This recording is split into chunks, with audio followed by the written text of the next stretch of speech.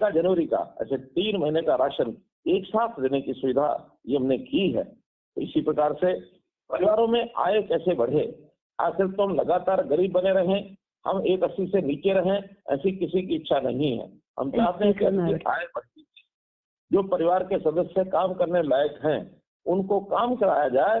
इसके लिए भी मुख्यमंत्री अंत्योदय परिवार उत्थान योजना ये हमने चलाई और पिछले दिनों में जो 861 हमने इसके लिए मेले लगाए हैं और उन 861 मेलों में लगभग 1,60,000 परिवार उसमें शामिल हुए हैं। इन सबको लाभ पहुंचाने के लिए कोई ना कोई योजना, चाहे ऋण देने की बात हो, चाहे उनके हुनर की विकास की बात हो, चाहे उनका छोटा मोटा कोई काम अपना करने की बात है, अथवा कहीं प्राइवेट नौकरी में जाने की बात है, अथवा सरकारी नौकरी में भी HKRN जो हरियाणा कौशल रोजगार निगम बना है उसके माध्यम से भी और हम नौकरी उनको देने की एक चेष्टा कर रहे हैं, ताकि हर परिवार 1,00,000 रुपए की अपनी जो वर्तमान आय है उससे कैसे वो 1,80,000 से ऊपर हो सके और ये BPL के कैटेगरी से बाहर हो जाए। हमारा संतोष इस बात में है कि हमारी आमदन बढ़नी चाहिए, हम उसमें से अपने परिवार के लिए अपने आप खर्च करें, न कि प्रसन्नता इस बात में होनी चाहिए कि हम गरीब बने रहें और हमको कोई छोटे मोटे लाभ उसमें मिलते रहें। लाभ बहुत कम होता है, आय बढ़ने से बहुत संतोष होता है। तो हमारी आय कैसे बढ़े, इसके लिए हम काम कर रहे हैं। परिवार पहचान पत्र के माध्यम से जिनकी आय, बुजुर्गों की 60 साल के होने के बाद जिनकी आय कम होती है उनकी पेंशन भी ये ऑटोमेटिकली ये बनती है। उसको भी कहीं दफ्तर में कहीं दरखास्त लेकर के, कोई दस्तावेज लेकर के वहां नहीं जाना पड़ता है, उसकी पेंशन अपने आप चालू हो जाती है।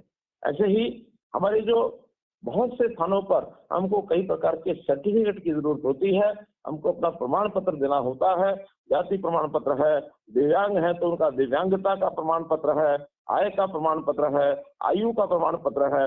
ऐसी सब चीजें भी अब हम एक क्लिक से अपने उस परिवार पहचान पत्र डाटा में से निकाल सकते हैं। हमको कोई कठिनाई और नहीं आएगी, वरना बहुत से चक्कर हमको यहाँ से वहाँ काटने पड़ते थे। तो ऐसा भी अब सहायता हमने दी है।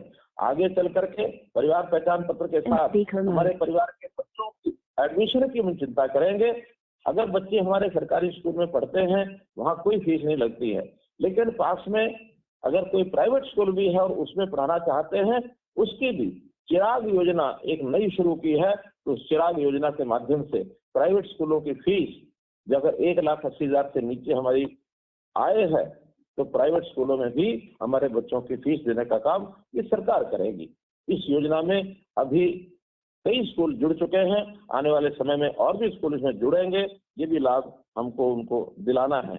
मेरा कहने का भाव ये है कि कोई गरीब परिवार अपने आप को असहाय न समझे, उनका जीवन कैसे सुखी हो, कैसे मुख्य धारा में वो आए, कैसी आय अपनी बढ़ाएं, बच्चों की शिक्षा कैसे प्राप्त करें, परिवार के सदस्यों का इलाज कैसे उनका हो, उनको सुरक्षा कैसे मिले, ये सब चिंता सरकार की है। हम आपके साथ खड़े हैं। आप